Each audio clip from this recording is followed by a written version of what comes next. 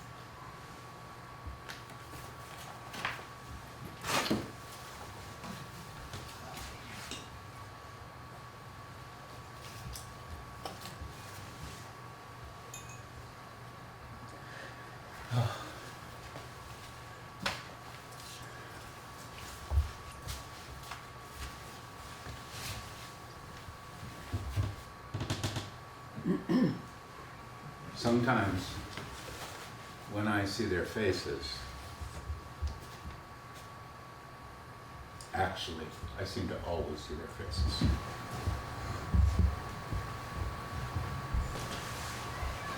When I take a shower, I'm thinking, they can't take a shower. When I eat a salad full of nutritious vegetables, I wonder, are they eating from tin cans? Or are they eating at all?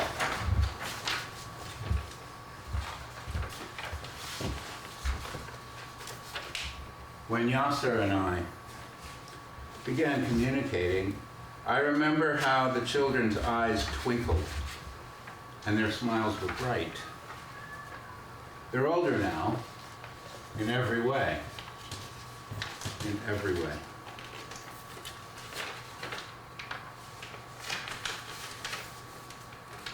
For almost a year now, it's been a year, I wake up and the first thing I think is, are they alive? Then I check for text messages from Yasser. Most mornings, except when he doesn't have a signal, there's a message. Sometimes there are photos and videos. We used to have video calls, but there's not enough signal for that anymore. I watch the news thinking, it can't be worse than yesterday. But it almost always is. Worse. I make myself watch because I can't not. I feel like, how can we stop it if we don't know?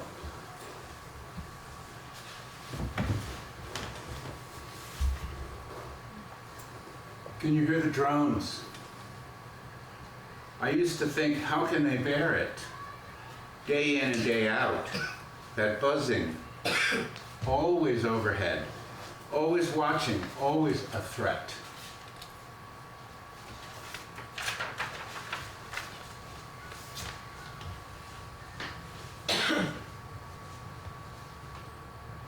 I'm getting sidetracked.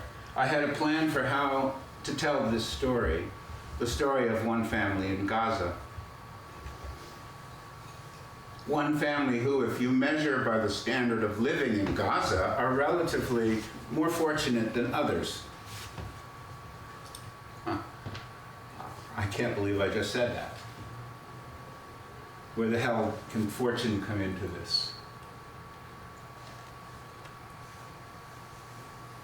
I met Yasser online about 2 years after the massacre in 2014. The one the Israelis called protective edge. The ones where the settlers sat on a hillside with picnic baskets and wine and cheered every time a bomb exploded. I thought it couldn't get worse than that, worse than 2,000 deaths. Anyway, Yasser and I sent texts back and forth. Not a lot, but we kind of got to know each other. After October 7th, we got back in touch. I don't remember who got in touch first, but since then we've been exchanging texts and photos and videos almost every day, except when he doesn't have a signal.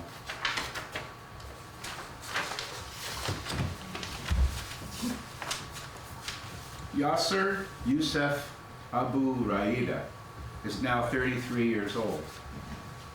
He has a degree in civil engineering. His wife, Nada, is the same age. They have 3 children. Maria, who was 3 months old on October 7th, now she's learning to walk, surrounded by rubble. Mohammed is 5 now. He has a face that makes my heart melt.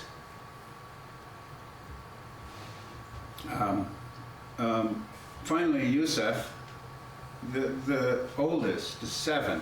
His face is a bit more serious, as if he understands more than any child that age should ever understand. I'm talking too much. What I want to do is share some of the texts I've received from Yasser over the months. I think the story of this one family tells itself, reveals the story of Gaza.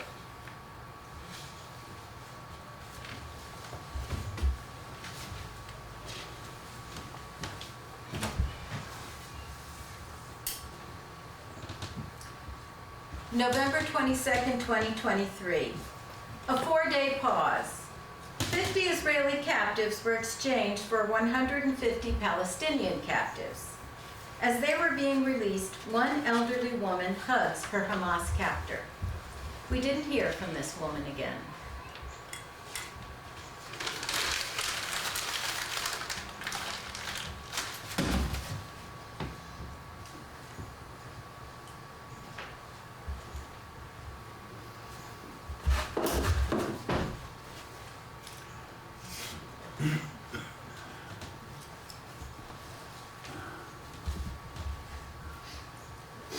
It is November 23rd. We have been displaced from our home and now reside in the Khan Yunis UNRWA shelter in Gaza. I can only say now that we hope that the armistice agreement will be implemented tomorrow morning for a period of 4 days and then renewed, and that this war will end. Despite the oppression and pain we are going through now, our lives will be harsh when we return to our homes, because it will often be partially or completely destroyed, as well as a complete collapse of the electricity and water infrastructure. December 2nd, 2023. Talks to extend ceasefire collapse. Hamas wants Israel to end its attacks on Gaza and release all Palestinian prisoners in exchange for all captives. Israel outright refuses.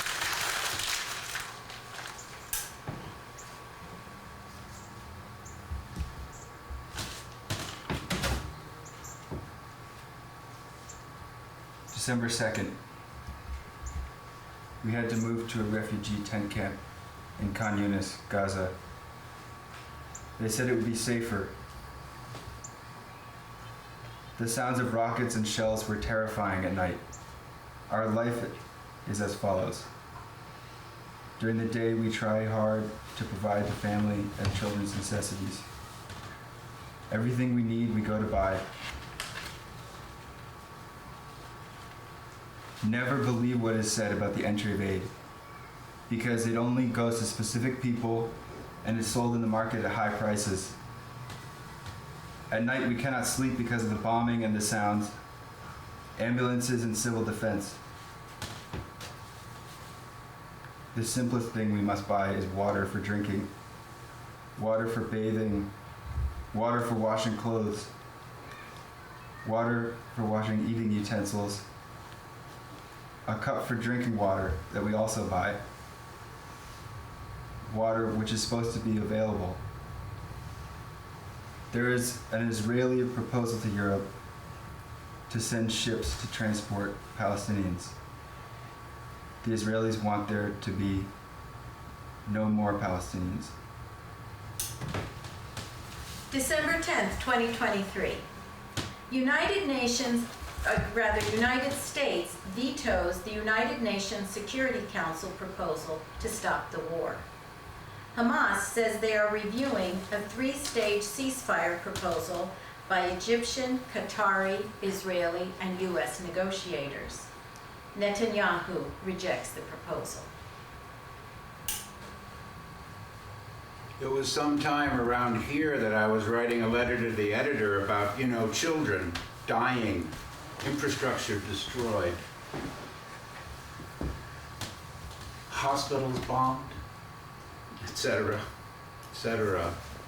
All of a sudden, a thought came to me. When I talk about this genocide, so many people respond with, what about October 7th? What about Hamas? And it suddenly struck me. What if my grandsons had been born in Gaza? Had their electricity doled out? Had food limited to subsistence calories? Had fucking chocolate disallowed? Had family members killed or beaten or imprisoned by Israeli soldiers? After years of collapsing negotiations and non-violent resistance that failed over and over again, would they consider joining the resistance?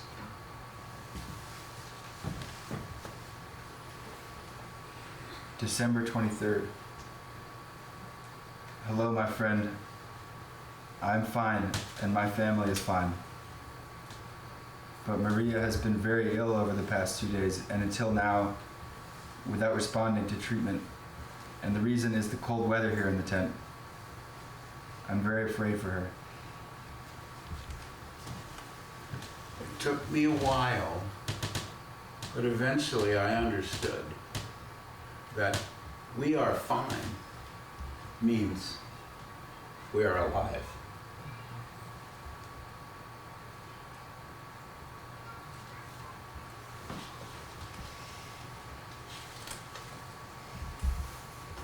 December 29, 2023, The Hague, Netherlands. South Africa filed suit today against Israel at the International Court of Justice, stating that Israel is committing genocidal acts and genocide against the Palestinian people in the Gaza Strip, in violation of the Convention on the Prevention and Punishment of the Crime of Genocide.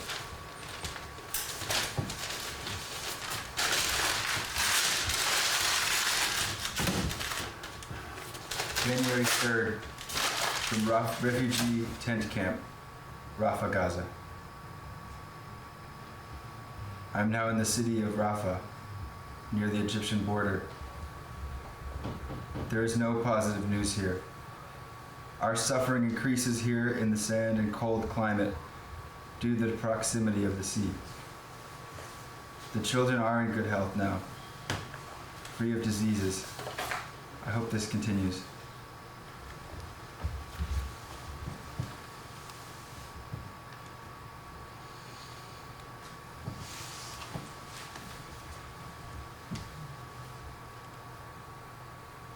January 11th, from refugee tent camp, Rafah, Gaza. Our lives are miserable here, my friend. We become homeless when in the past we had a home of our own. We used to drink water from the refrigerator without getting tired. Now we run like monsters to get water. We used to have a bathroom to relieve ourselves safely and easily, and now we suffer from that. We've reached the point of collapse. I hope that we can hold out until the end of this war. Yesterday, I received news from my village that my house was partially demolished. But I do not know the severity of the structural damage. We hope that the situation will remain as it is now and will not get worse. But the Israeli mechanisms withdrew yesterday, and now they are back again in my village.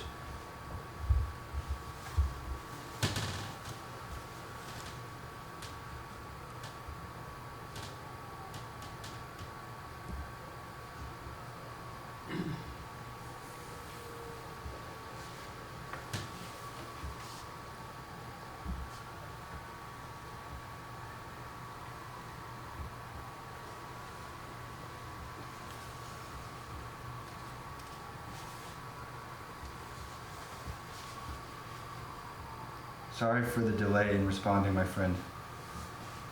I can't stand the cold anymore. I'm standing in the street to get internet. The cold heats away at my fingers.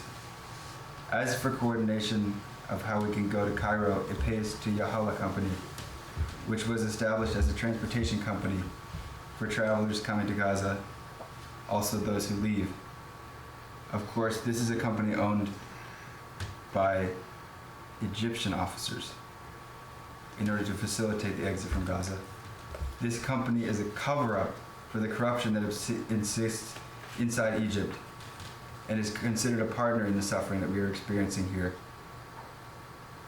Previously, before the war, the coordination was 500, and now it has increased tenfold to $5,000 per person to leave Gaza. In the beginning, the family was determined to stay in Gaza.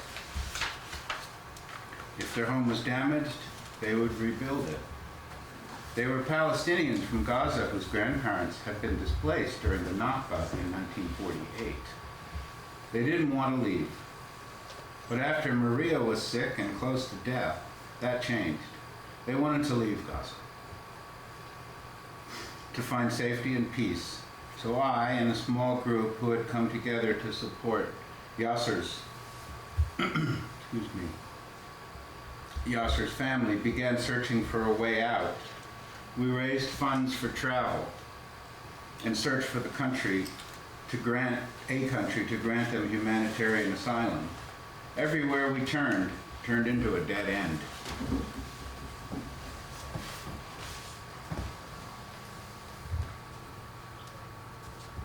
February 8th. The children are asleep now. We had a water problem, and this is what concerned us today. The bombing has not stopped for 2 days in the vicinity of Rafah and Khan Yunis. The scenes we received from the vicinity of Nasser Medical Hospital and the shelter schools in which we previously lived before moving to Rafah are now terrible. Martyrs in the streets, and now they are dying because of Israeli snipers that prevent them from going out to get drinking water. Crying is everywhere.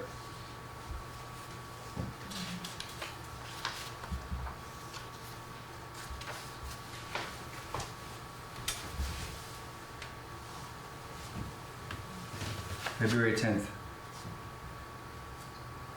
I'm now confused because many families have begun to dismantle their tents and move to Gaza Strip, Central Gaza Strip. The reason is the fear of the massacres that will occur if Netanyahu begins the military operation in Rafah. But there is no order to evacuate. The continuous firebombing and bombing of residential squares in the south of Khan Yunis makes us feel anxious and afraid.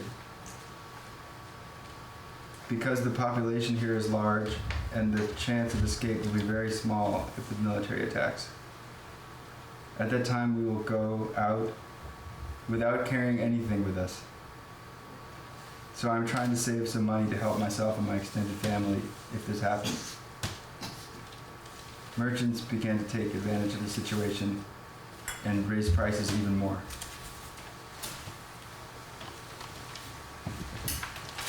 February 10th, 2024.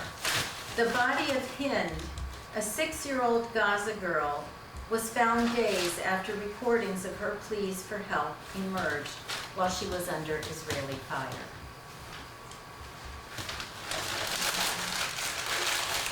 February 20th, 2024. U.S. vetoes UN Security Council proposal for the third time. Netanyahu welcomes the U.S. veto.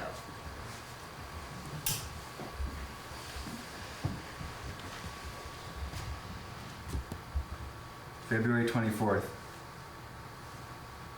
I was praying to God to bless me, to support me in the world so that I can become a successful man in this world. I want to become a man of real benefit among people in this world. Perhaps you are my gateway to this world, and I believe in that. My whole family is happy with you. We are part of your family, and you are part of mine.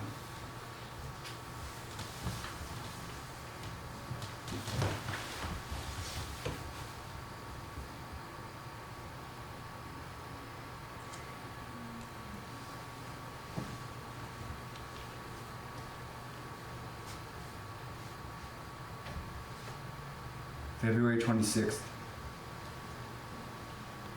The reality is also worse than what the camera conveys to you. We are now living in complete chaos. Many civilians now own weapons, and if one of them encounters a problem, he shoots immediately, without any hesitation. Therefore, my young family and I try to stay close to each other, but we try to protect our children and women from this overwhelming chaos. The Israeli army is now mockingly blowing up residential homes here and is not offering any real resistance now. The goal is to eliminate the signs of life here for the sake of voluntary migration after the end of the war or even during the time of temporary firing.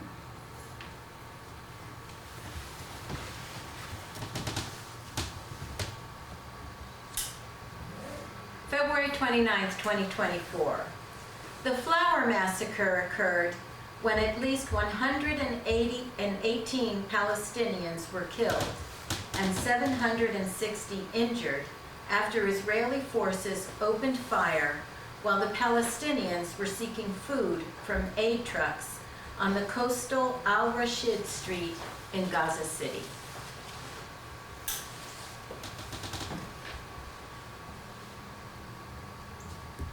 March 15th. Thank you, my friend.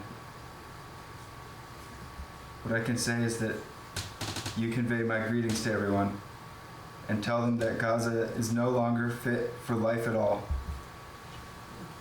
And if a ceasefire occurs here, the real war will begin here, and it is a war of how you will live. Now the population is present in specific places, but when the population returns to spread during the ceasefire, gangs and mafia will spread here, and we will also not be able to provide a single drop of water to drink without real intervention.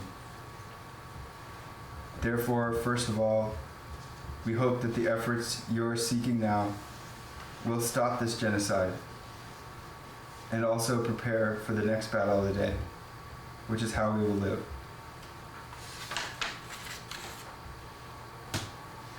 We need great efforts for urgent relief during the war and also after the war. The only party capable of doing this is the United States. Increasing pressure by American protests in the street will increase pressure on Israel. For my family, we are facing a bad life here.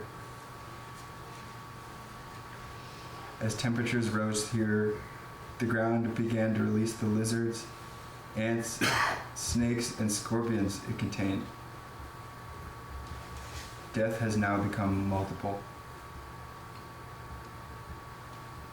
At first we were afraid of bombs, then of the poor health situation here, and now we become afraid of sleeping so that what comes out of the earth will not reach us.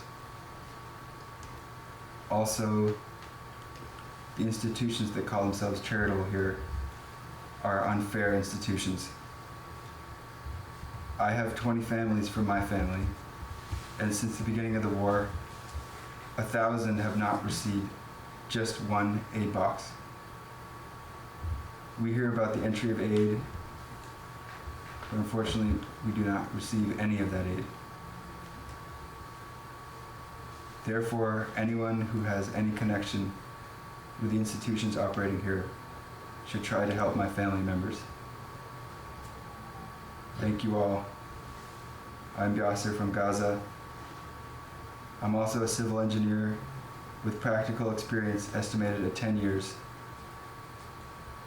My dream career has ended with this war, so I will try to seek refuge in a place that will contain my family and provide them with a better future than I am in now.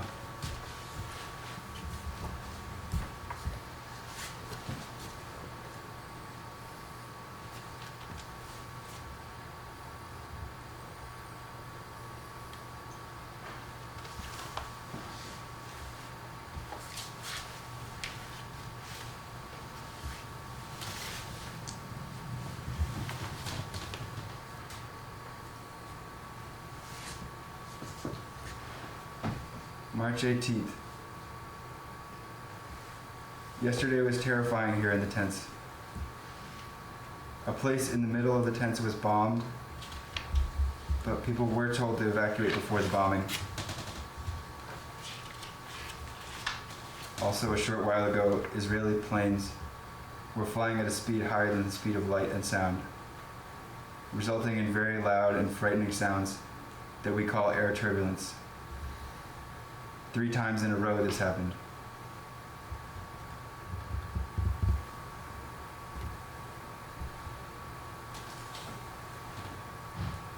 March 19th.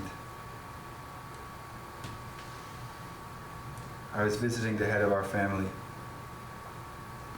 who we call the Mukhtar of the family.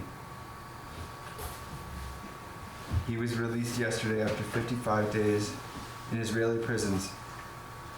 He is 62 years old.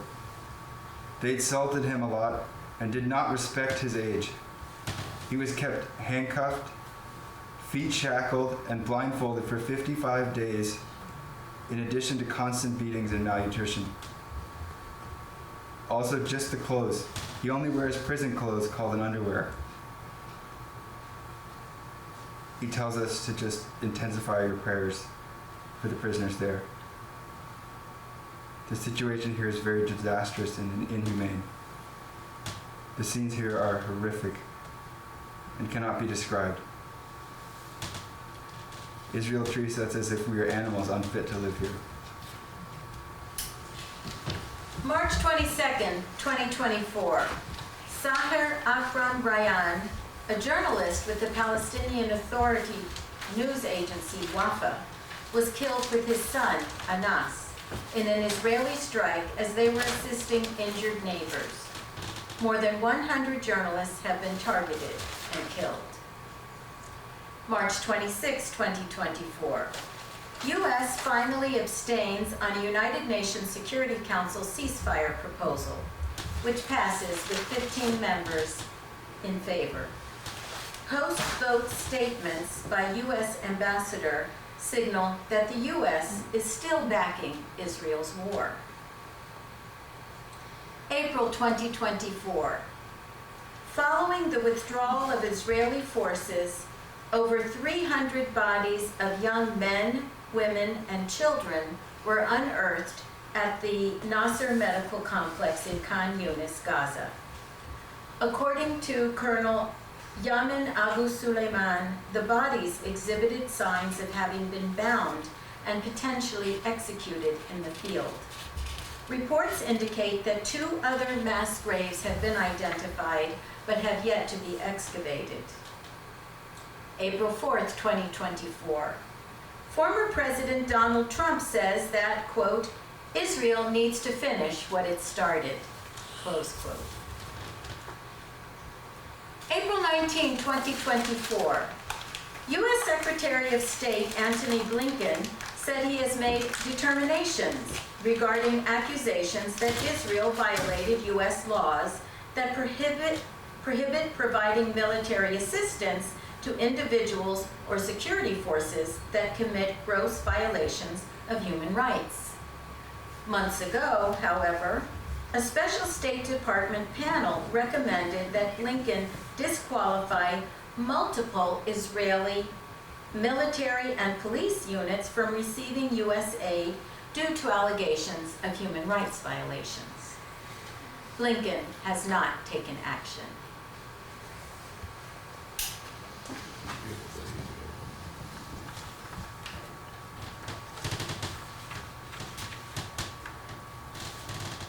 April 26th.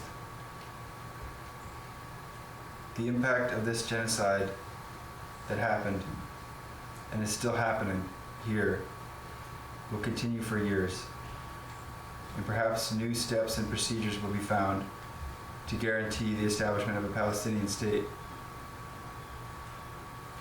We also have a beautiful saying that good lies in evil. We hope that the large number of lives we lost in this war will be of any benefit. I'm now 33 years old.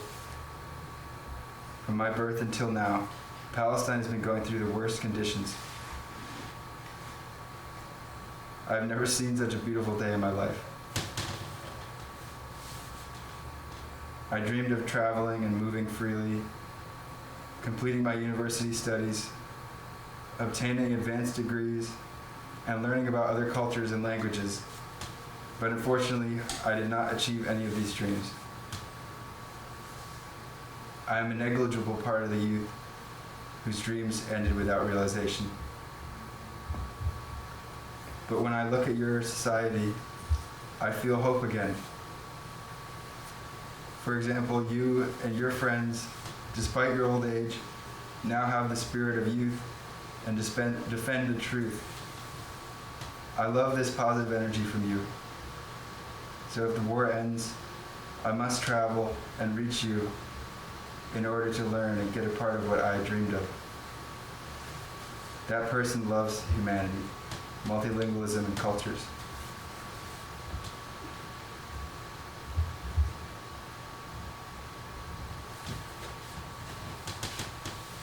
May 1st from Communists.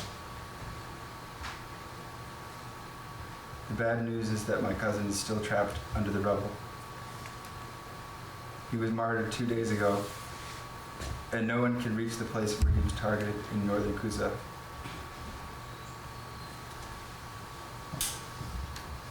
May 7, 2024. Hamas accepts the Egyptian-Qatari ceasefire proposal. But experts say Israel is unlikely to accept because it doesn't want a ceasefire. 2 days later, Israel invades Rafah, crossing Biden's so-called red line.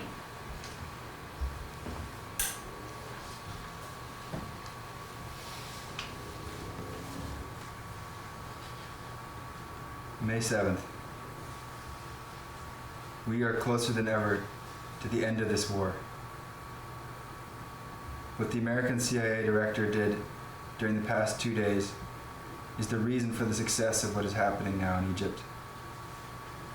Despite the military entry into eastern Rafah and their arrival at the Rafah crossing with the aim of taking photos and military parade, this was due to appeasing the extremists in the Netanyahu government in order for him to remain in power.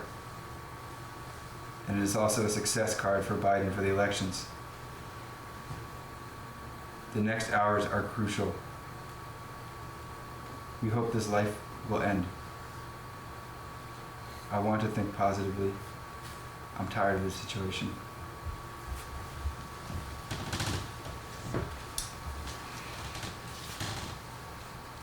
My grandson was arrested in the student protests. At the start, there were only 30 students, about 30 students from his school, but when cops from 3 neighboring towns showed up, appeared, and with helicopters overhead, more faculty and students joined them. On the news, they say that the student protests are the only thing giving Gaza hope. Yasser agrees. I'm proud of my grandson.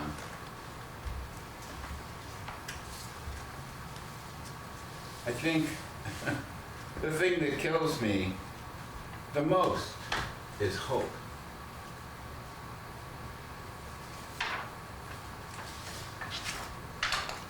Every time there's a negotiation, or some countries recognize Palestine, or the International Court of Justice makes a pronouncement, Yasser writes with so much hope. And then, the despair that follows. And still, he gets up and walks kilometers to fetch water for his family. May 7, 2024. Israeli troops seized control of Gaza's vital Rafah border crossing on Tuesday in what the White House described as a limited operation, as fears mount of a full-scale invasion of the southern city and talks with Hamas over a ceasefire and hostage release remain on a knife's edge. It seems President Biden has moved his red line.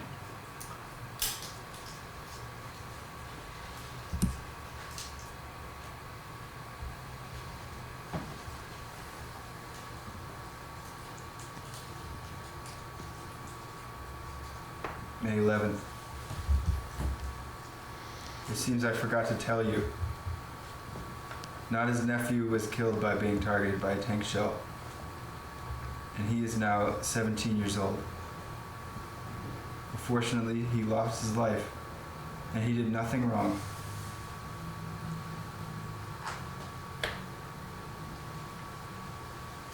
May 25th.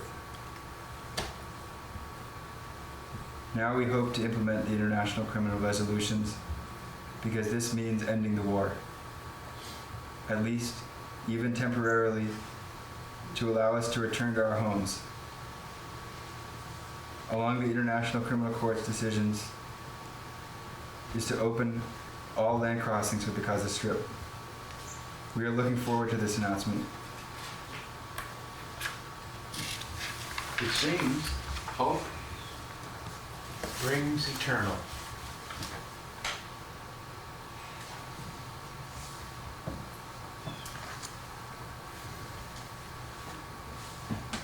June 1st.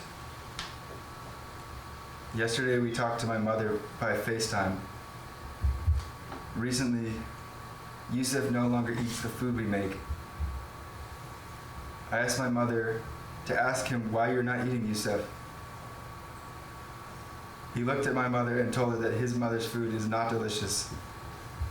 Grandma, I miss your food and also the milk you used to make for me. Yusuf looked at his grandmother and smiled. When will you come here and prepare milk for me? It brought tears to my eyes when I saw my children's love for my mother. Will children adapt quickly to a new life in another country, in another culture? A lot of questions are running through my mind. Yesterday, I could not sleep for the rest of my life thinking about the future after the end of the war.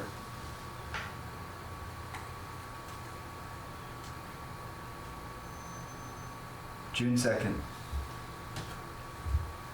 I will decide for Nada and the children to travel to Saudi Arabia after the halfway point of the first phase of the truce has passed. At that time, the Rafah crossing will be back in operation and they will be able to travel immediately.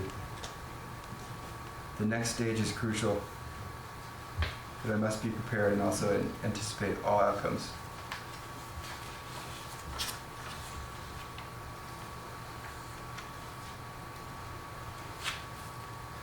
I follow the Hebrew media, and the matter appears to be planned between Biden and Netanyahu.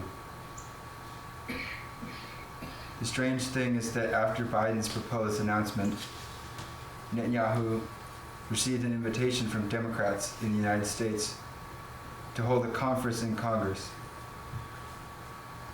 It seems strange because this has not happened since the beginning of the war. It seems that we are on the verge of another war and the continuation of the war here.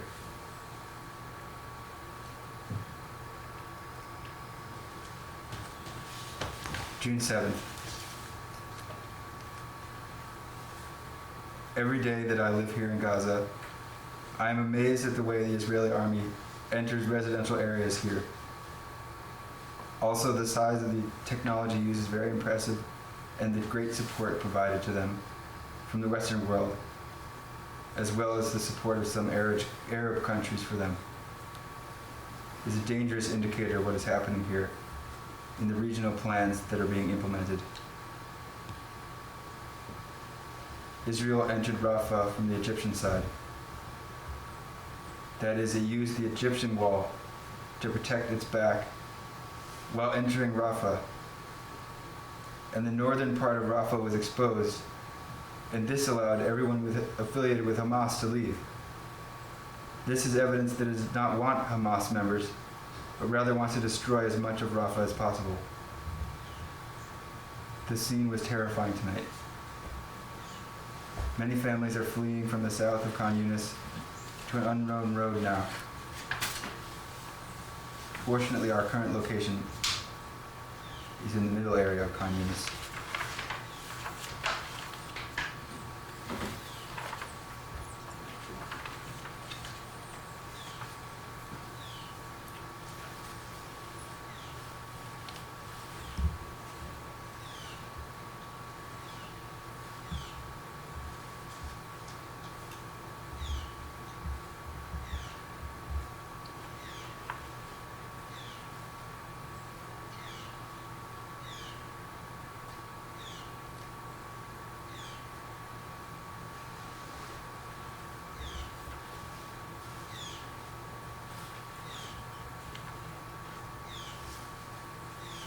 June 8th.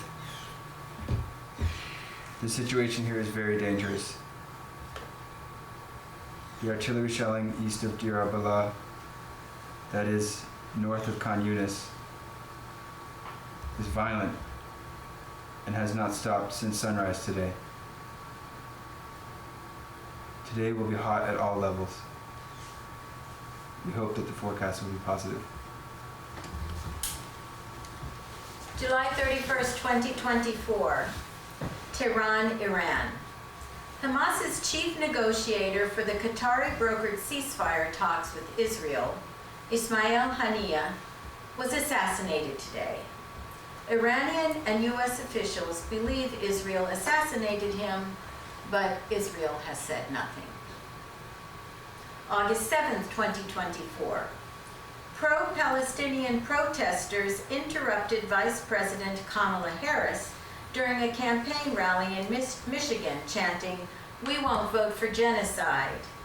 The Vice President replied, "If you want Donald Trump to win, then say that. Otherwise, I'm speaking."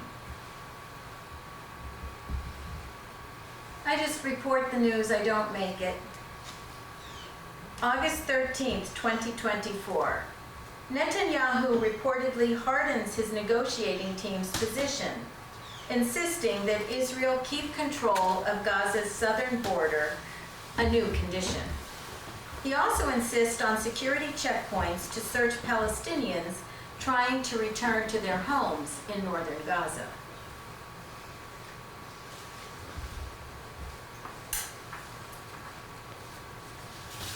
I was asked to speak at a retreat at the Women's International League for Peace and Freedom.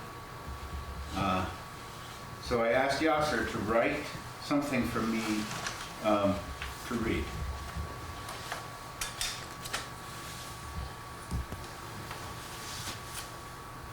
August 15th. Every free person came here to participate against the greatest evil in this world, which is Israeli Zionism. In the last month of this war, we've been displaced more than 12 times. With each displacement trip, we lose a part of ourselves, and we are struck by a wave of anger, heartache, and hysteria. Despite that, the children consider each displacement trip a new life and begin to adapt to this life again. This is a miniature model of the psychological state we are going through now. We are now on this decisive day. Despite the state of hunger, fear, and anxiety that we are living in, as well as the exhaustion of the body and the soul, we have a new hope for the beginning of a new life to end this war on this decisive day of these negotiations. Therefore, we demand that everyone now increase the pressure in order to reach a real ceasefire. We do not want anything from this world except to stop this current slaughter. Another aspect of this war is my desire to help needy families here in Gaza, because the pictures and videos coming out of Gaza do not describe the pain in the eyes of children and mothers here because of hunger and the poor economic situation. So we started creating a new donation link in order to try and help as many families here as possible. We always look to find ways to bring joy to the hearts and eyes of children and mothers here.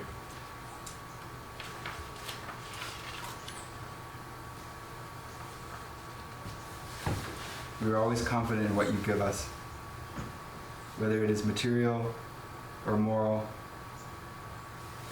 Hugs to all of you in the midst of this suffering.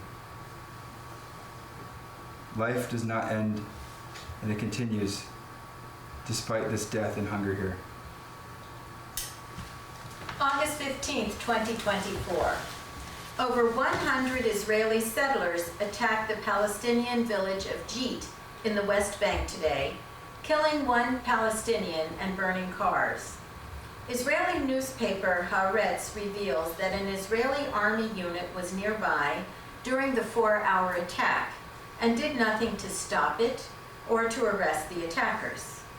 Since October 7th, Israeli forces and settlers have killed 632 Palestinians in the West Bank, including 147 children. August 21st, 2024. U.S. Secretary of State Antony Blinken leaves the Middle East saying, ceasefire talks may be the last chance to free captives in Gaza. He returns to the U.S. with no agreement for a ceasefire.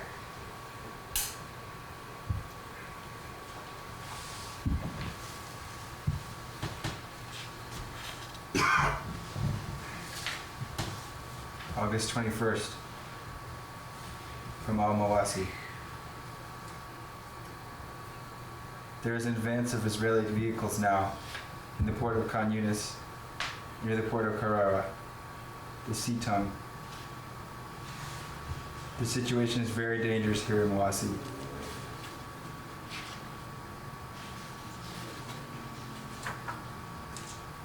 Ambulances are transporting the injured as a result of all this sudden entry, and also the displacement is very large. Also evacuating areas of Deir al-Balah.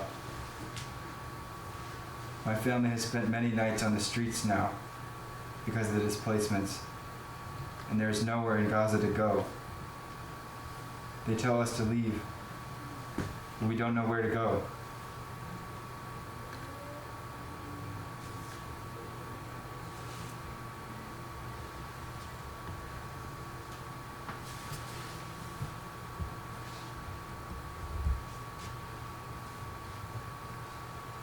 August 22nd. My cousin was martyred a short while ago.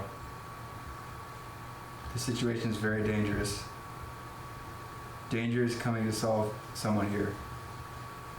He is a child who is no more than 12 years old, and a short while ago, 2 tents near us burned down. The distance between my tent and the fire is only 100 meters. The danger is very close. I hope that I don't lose any of my family members. August 24, 2024. In her speech accepting the Democratic Party nomination for president, Kamala Harris says that she, quote, will always stand up for Israel's right to defend itself and will always ensure Israel has the ability to defend itself, close quotes. She also said that under her administration, quote, the United States will have the most lethal military fighting force on earth, close quotes. She has opposed restrictions on arms sales to Israel, and the DNC refused to allow any Palestinian to speak at their convention.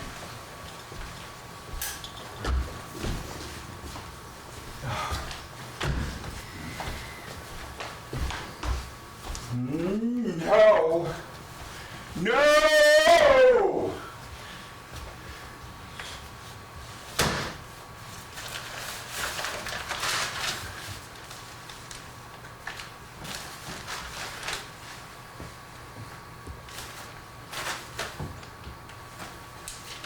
August 27th, from Balan, Gaza. Thank you, my friend. We are fine.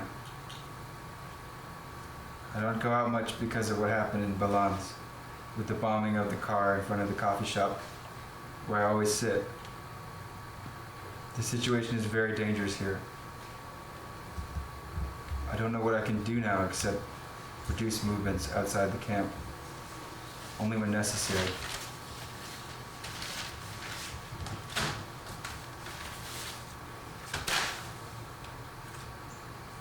August 28th.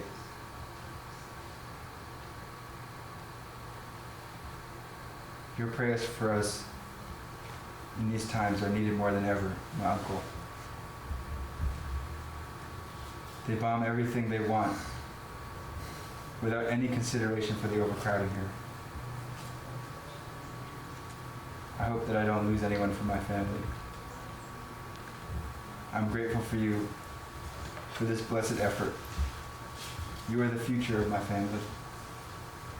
You saved us from hunger, humiliation, and oppression in the past.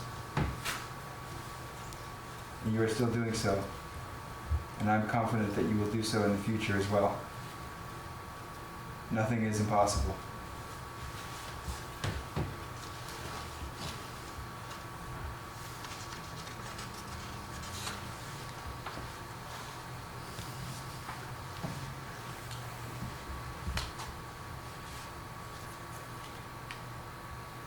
August 29th, Al-Mawasi. My family has a cold and also a sore throat. Also today we went to the doctor for Yusef, who is suffering for ear pain. It turns out that he needs an operation to implant tubes inside the ear to remove the wax that forms inside the ear. Unfortunately, we cannot do anything now because of the collapse of the health system inside the hospital. We will wait until the end of the war. I hope that this pain does not worsen with Yusef.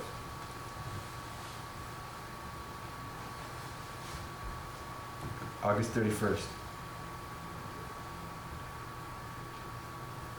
Yusef's pain is better now. Unfortunately, mental illness has struck Nada again. She imagines that she misses us when she hears every sound of a missile. She loses control and screams, and that frightens the children. She's tired of the suffering.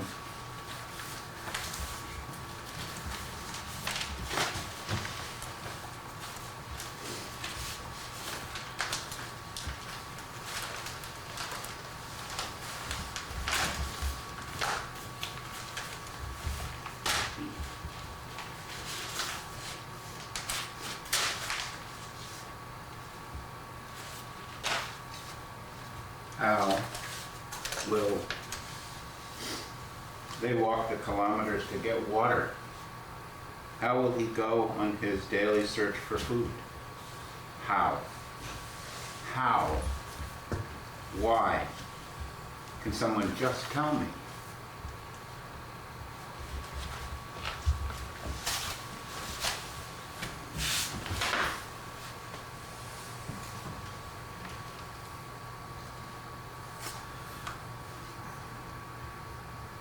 September 8th. I have very sad news today. The Israelis targeted a house in my village.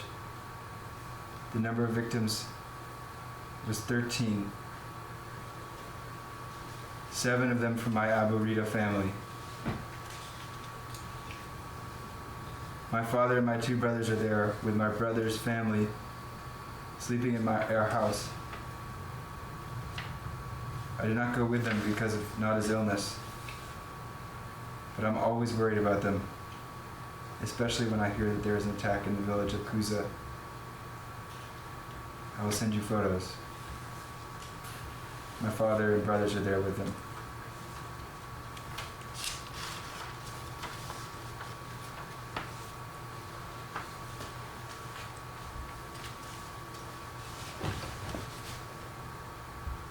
These are pictures of the Abu Rida family members. They are all in bags and cannot be seen.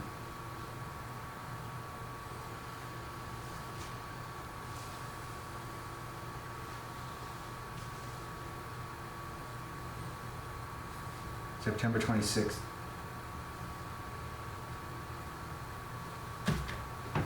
The gist of Netanyahu's speech to the United Nations is the continuation of the war. I am not optimistic at all. Blinken, the US Congress, has gone astray. Indeed, the United States of America is the only one who could put an end to this. But there are joint plans with Israel that are now being implemented, and they are the priority for the United States. Israel and the United States will not give up, and Hamas will not give up either, and we will die.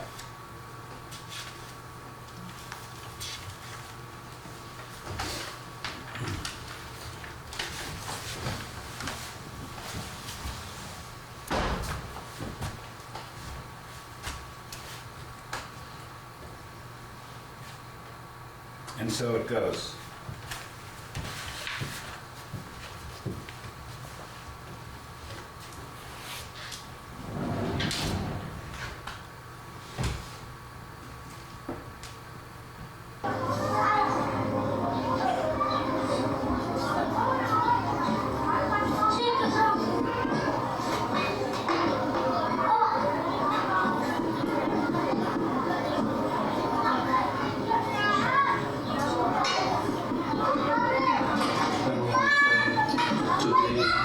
Is 9th of January 2023. Now I am in Rafah, new camp with my family.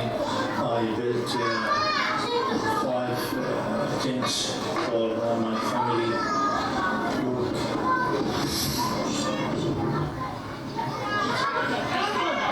Look, my friend, this is a strange smoke with bombing here. Now we hear the bombing here, and now release this smoke.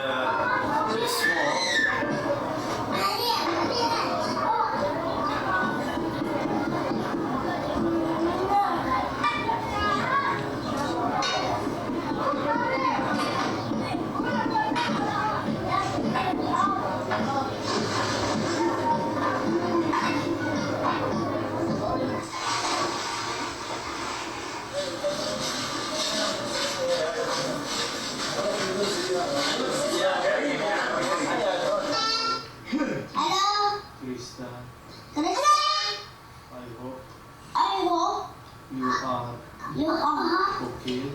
okay. Thank you Thank you for for what what you doing.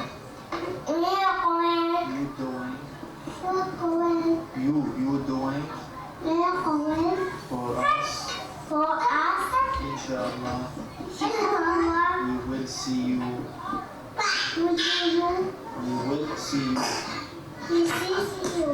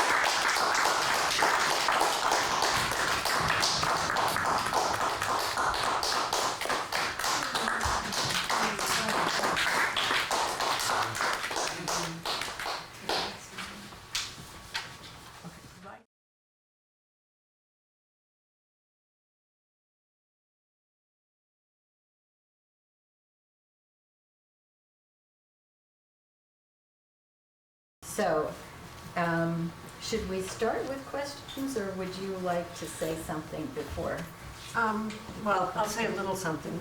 The stuff that Henry was reading were all actual texts from Yasser. I didn't correct any, little glitches in language when he spoke. And I don't know if you got that. And then the other thing I want to say is, I did start a fundraiser for him, but he began volunteering. He talks about it in this, but it's sort of brief. With some people who were working, people who had people who were helping them, supporting them, sending them money, so they weren't starving, but they were surrounded by people starving. So they got together. I just heard today that 2 tomatoes cost $100. I just heard it on the news today. So what they did is they started buying the food. People who could raise some funds are buying food at the exorbitant prices and putting together packages to give to people who don't have money coming in. So that's what there's a poster hanging up there, and there's one on the table, and it has a QR code. If anybody wants to send something, that's what it's raising funds for. I had been asked to speak a couple of times, and once at the Wilf retreat. I couldn't, the only thing I could think of to say was to copy some of these texts and try to do a chronological reading of just the texts. And the 2 times I did it, the response was really pretty overwhelming, and people said, you've got to do something more. So my master's degree is in playwriting, so I said, okay, I'll write a play. And but the main idea was to humanize Palestinians, because they are so dehumanized every time you hear anyone talk or listen to the news. Or I will say, if anybody isn't watching Al Jazeera, you should, because they're doing an incredible job right now of producing some films and so on that humanize what's going on. Anyway, so this is also written so that it could be done anywhere by anyone. Our ideas, you don't have to be an actor, you don't have to have a stage. You can have actors and you can have a stage, but it could be done in your living room or your church basement or whatever, and that's the idea of it. It's a simple 3-person. And if anyone knows anyone wanting, we've got a couple of communities already wanting to do something. Just contact us and we make all the pictures available and the videos and so on. Okay, so I think that's it for me. Actually, I thought we should invite Henry to tell people more information about the conference. Yeah, so not all of you may have heard of VCPL, Vermont Coalition for Palestinian Liberation. It's brings together a lot of groups, many of which have been working on this in Vermont for a long time. VTJP is one of those groups that's been working on this for a long time. And Vermonters for Justice in Palestine. So the Vermont Coalition for Palestinian Liberation brings together a lot of those groups, and on October 19th, there's a conference which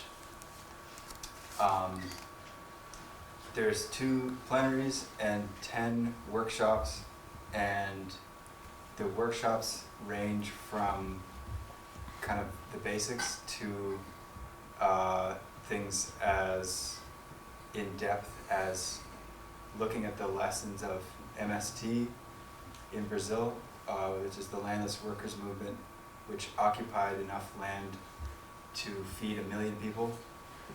And so there are people out there who have done the work that we can look at, and if encampments in the US, for instance, take that lesson and hold the ground, then there's actual leverage over institutions, instead of like temporary holding space for more symbolic value. So that's one of the 10 workshops. It's kind of like agriculture and solidarity. There's also like workshops tied to many different groups in Vermont that have been working on progressive causes for a long time, like migrant justice, LGBTQ, and prison abolition, and basically we're going to try and tie together like how the fight for the liberation of Palestine ties into the work that these communities are already doing, and make it relevant. And from my perspective, it's not relevant if you don't do something with it.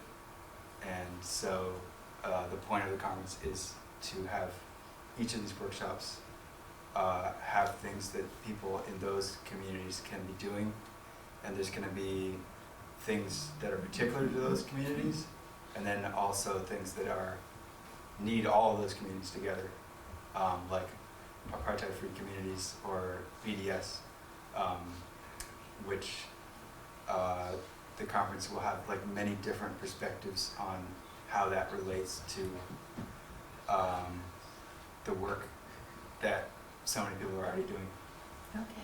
Thanks, Henry. And you can get the information at the table out there if you need it. Yep. Okay, great. Yeah, there's Thanks. little quarter pagers out there with that information on the conference. And then the GoFundMe, if you want to scan this with your phone or take a screenshot, that's there, and I'll put it on the table with the conference. And I'll just say, it's not really a GoFundMe, it's Oh.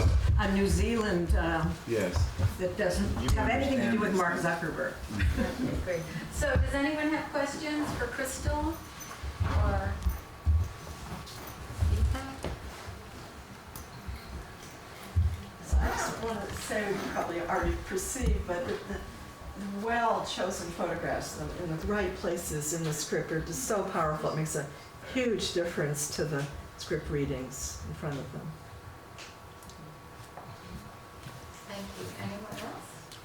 Jane? Yeah, but you talked about he has a wife. He had a wife. Yasser has a wife. I thought he mentioned his wife, but she's not in any of the pictures. Or did I mishear that? There's one picture of them cooking outside the tent. Culturally, it's not appropriate for him to have pictures, so his wife is in very few pictures. But he has given me permission to show this one. Robin? Yeah, I've been wondering about I mean, the food situation just strikes me as so horrible, and yet when I watch Al Jazeera or Democracy Now!, there are sometimes huge cauldrons of food that is being ladled out to people. So I guess that's when the NGOs have been allowed in. But the fact that, you know, bare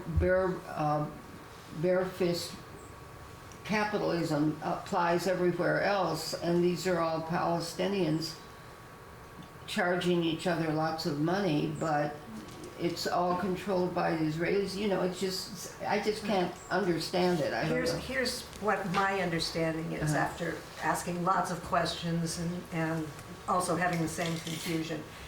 So when they do let aid in, lots of it just rots, you know, being kept outside. So there's a lot of it that never gets in.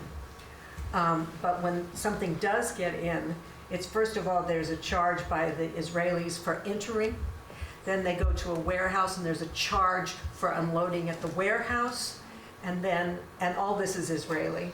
And then it's distributed to the merchants or the organizations that they are choosing, not who might have the best contacts and people, like not UNRWA. And then it goes to merchants who are already having to buy this at an extremely elevated cost. And so in order for them to survive, they have to raise the cost again. So by the time it gets to the people, it's insane what the charges are.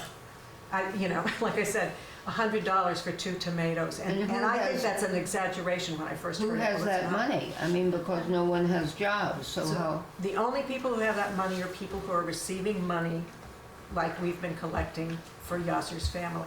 And that's what he says. We're, one line in it where I say, he's fortunate among Gazans. He's barely surviving. His kids are sick. He can't get medicine. He can't get health care. But they have to walk miles and miles to find anything. But he just wrote, I just got a text from him about diapers from Maria. And he had to walk kilometers and kilometers and finally found someone with diapers.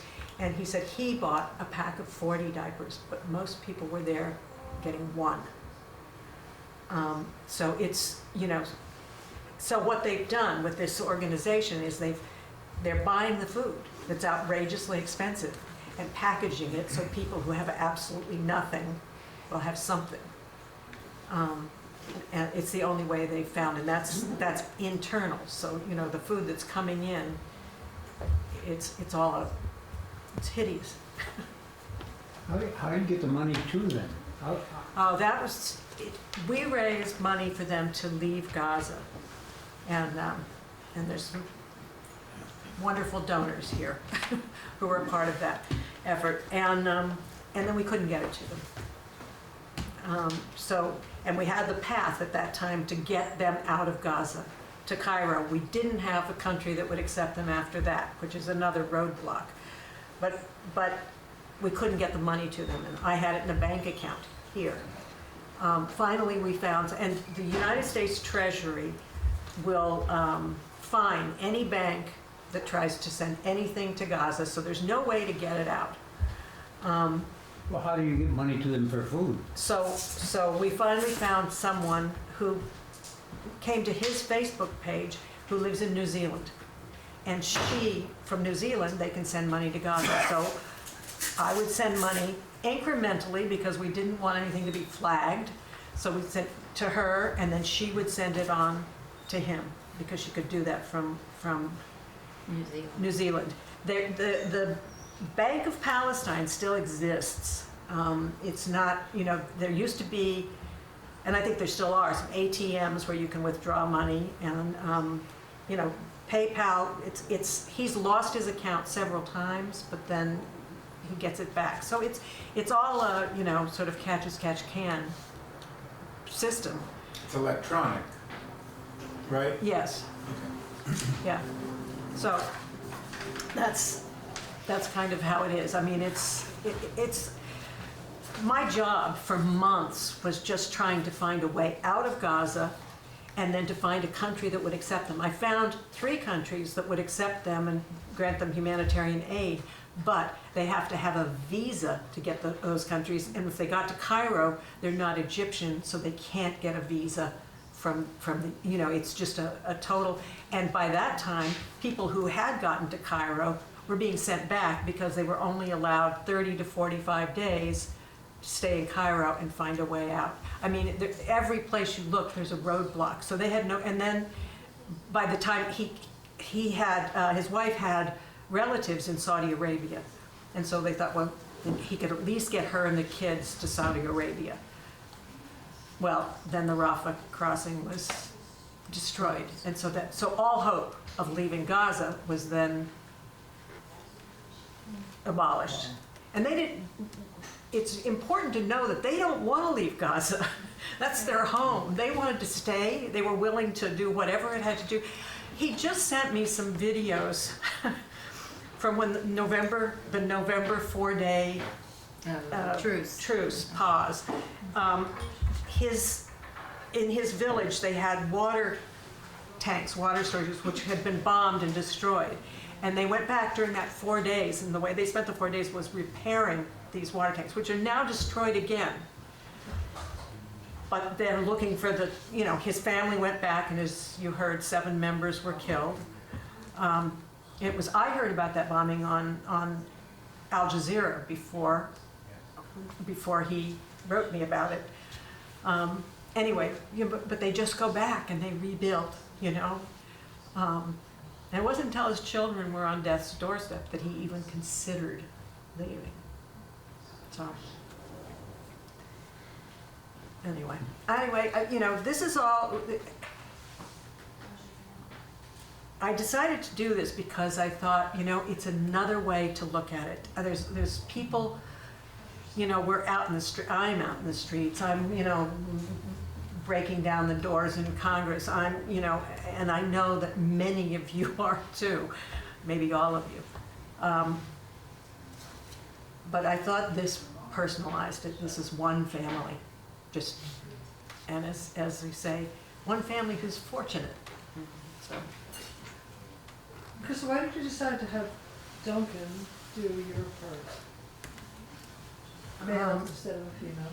Well, if you haven't noticed, I don't like being on stage. I'm a behind the stage person. But I also felt like I want this to be done anywhere, by anyone. Doesn't have to be, you know, at first I wrote an old lady for the part, but then we changed it to friend from afar because I want this to be accessible to. So it could be either, you could change from uncle to auntie and back. Mm-hmm. Exactly. Well, I think the hope is that Yasser would always be a young man. Yeah. And you want to tell about the search for a Palestinian? Oh, well, we looked for a Palestinian to, you know, our preference would have been to have a Palestinian reading the part. And no offense. Well, and Henry actually was concerned about that and found some Palestinian to ask them if they wanted to do it. So I have been in communication with Yasser. By the way, he's so proud and happy that his family is being seen like this, is telling the story of Gaza. But, you know, he was absolutely fine with it being whoever to read his words. He didn't have a problem. We wanted to be sure that everything we're doing is okay with him. And also I have to say, in VPAC, in discussing that, we wanted to be sure we didn't offend Palestinians by having a non-Palestinian play the part, but also thinking, you know, reflecting on it, we realized that this would probably be more traumatic for a Palestinian to read all those words than for someone who was not Palestinian. The Palestinians, you know, I spent a part of the year in Washington and know a lot of Palestinians who've been knocking on doors of Congress, and they have so many horrible stories that they've known from their own loved ones that they might not particularly like to play this role, so that's another aspect of it. Other questions? Yes, back there. Yeah, have you thought about the implications of actually supporting people like this to leave? You know, because you know, it's kind of feeding into the general plan that's you know put in place for them. What's the big picture? Well, You know, I mean, they're not ever going to be allowed back. well, And we don't know That's that. another nail in the coffin. There are a lot of ifs. There's nothing there. There's no infrastructure. There's no nothing. And if you have children, and if you see your children are going to starve, then I think you do what you can to save your children. They don't want to leave. So it's, you know, it's a horrible question for them. It's like when he says, what will we do in another culture? I mean, every time it comes to where we think maybe there's a way out, he backs up, you know, it's terrifying to them. So it's not that they want to abandon their Palestinian culture, and, you know, they want to know that there's a way to go back. Well, you know, it's like the original Nakba. I don't think any of those people have ever been allowed back. No. Once those villages were cleaned out, Right. I don't know of a single instance where, you know, where there were houses destroyed. You know, the idea here is to get rid of these people. You know, and But I think maybe, you know, maybe start thinking about plans that really are going to have a real effect, a positive effect. If I may say something on behalf of WILF and VPAC, and I feel fairly confident that this is the sentiment of those two groups. We agree with what Yasser said in these texts. Their greatest hope is the United States. If the United States would stop saying, oh, we feel bad about the Palestinians, but here's $3 billion more for weapons to Israel. If the people of the United States could stop our government from doing what we don't want it to do, that is the best solution for all the people of the Middle East. And really is this something that encourage you high to school take drama departments can do? Excuse Absolutely. me? Oh, yeah, that would be excellent. You know what else would be excellent? If students for justice in Palestine that are getting outlawed at UVM and at campuses all across the country, they get the drama department in their school to put this on, you know? Would you share materials so I could pass them? Absolutely, yes, Absolutely, yes, please. yeah. Everything. And as I said, it's fluid because things are changing because, you know, This story doesn't have an end yet. This story. I have family who lived through 4 years of Nazi occupation in former Yugoslavia and also the Yugoslav War. We Bosnians as a people are no strangers. Yeah. We that's see great. ourselves in the Palestinians. Great. I just want to acknowledge Crystal for her steadfastness and her commitment for the last year plus on a daily basis, hour by hour, making sure that Yasser knows he has family here. That has sustained him and his family for the last year, and I am convinced that he would not be alive if it were not for the commitment that Crystal has made and has included many of us in that effort and that commitment. And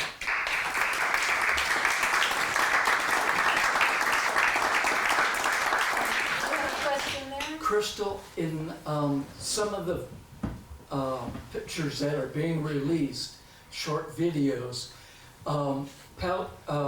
people in Gaza are taking a cigarette and cutting it into sections. And do you happen to know how much one of those little sections is? I don't. I think it's like $10 just for less than an inch of a cigarette. Yeah. No, it's criminal. I mean, you know, what can you say? It's criminal. And you know, I've been fighting for Gaza, just to you, for a lot of years. You know, my interest started when my daughter, who's here, was in kindergarten, and we took a little friend of hers for a outing on a Sunday, and we were late getting back. It's a longer story, but we were late getting back, and when we got to the little girl's house, her mother, it was right after Sabra and Shatila. I mean, literally days after. The mother fell down and started weeping because she figured out that maybe my name was Jewish, and she thought that we might have done something with her daughter. And that woman's face has never, ever left me. So, you know, that's how I started fighting for Gaza in 1982.